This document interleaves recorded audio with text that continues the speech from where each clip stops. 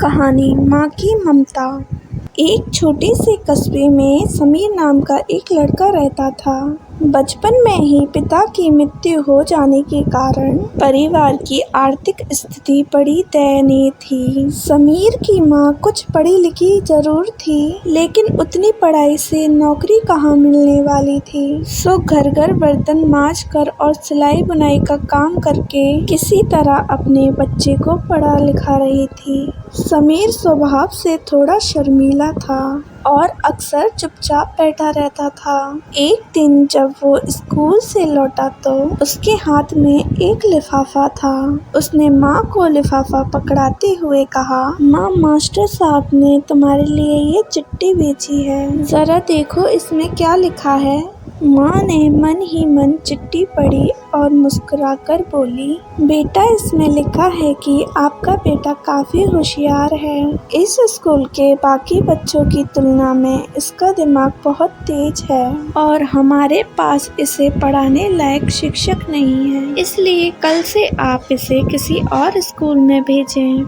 यह बात सुनकर समीर को स्कूल ना जा सकने का दुख तो हुआ, पर साथ ही उसका मन आत्मविश्वास से भर गया कि वो कुछ खास है और उसकी बुद्धि तीव्र है।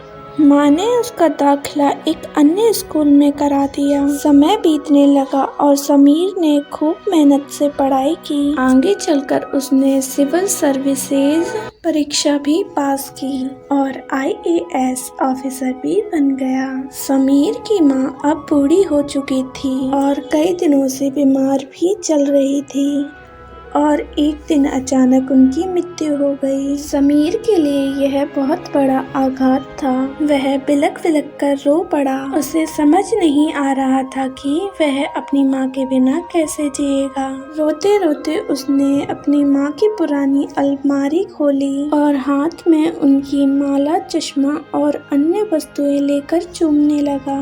उस अलमारी में समीर के पुराने खिलौने और बचपन के कपड़े तक संभाल कर रखे हुए थे। समीर एक एक कर सारी चीजें निकालने लगा और तभी उसकी नजर एक पुरानी चिट्ठी पर पड़ी। दरअसल यह वही चिट्ठी थी जो मास्टर साहब ने समीर को 18 साल पहले दी थी। नम आंखों से समीर उसे पढ़ने लगा।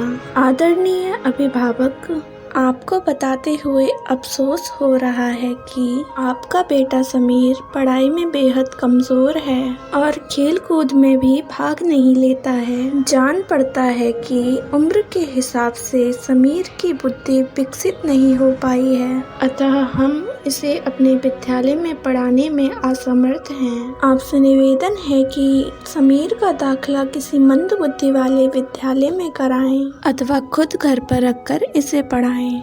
सादर प्रिंसिपल। समीर जानता था कि भले अब उसकी माँ इस दुनिया में नहीं रही, पर वो जहाँ भी रहे उनकी ममता, उनका आशीर्वाद सदा उस पर बना रहेगा।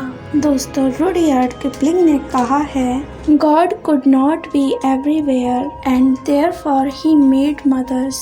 भगवान हर जगह नहीं हो सकते, इसलिए उसने माएँ बनाई। माँ से बढ़कर त्याग और तपस्या की मूर्त भला और कौन हो सकता है। हम पढ़ लिख लें और बड़े होकर कुछ बन जाएं, इसके लिए वो चुपचाप ना जाने कितनी कुर्बानियाँ देती हैं। अपनी ज़रूरतें मारकर हमारे शौक पूरा करती हैं। यहाँ तक कि संतान बुरा व्यवहार भी करे तो भी माँ उसका भला ही सोचती है। सचमुच माँ जैसा कोई नहीं हो सकता। ऐसे ही हार्ट टचिंग स्टोरीज के लिए हमारे चैनल को सब्सक्राइब करें, वीडियो को लाइक करें, शेयर करें और कमेंट बॉक्स में कमेंट भी करें। जब तक हम लाते हैं आपके लिए एक और नई कहानी।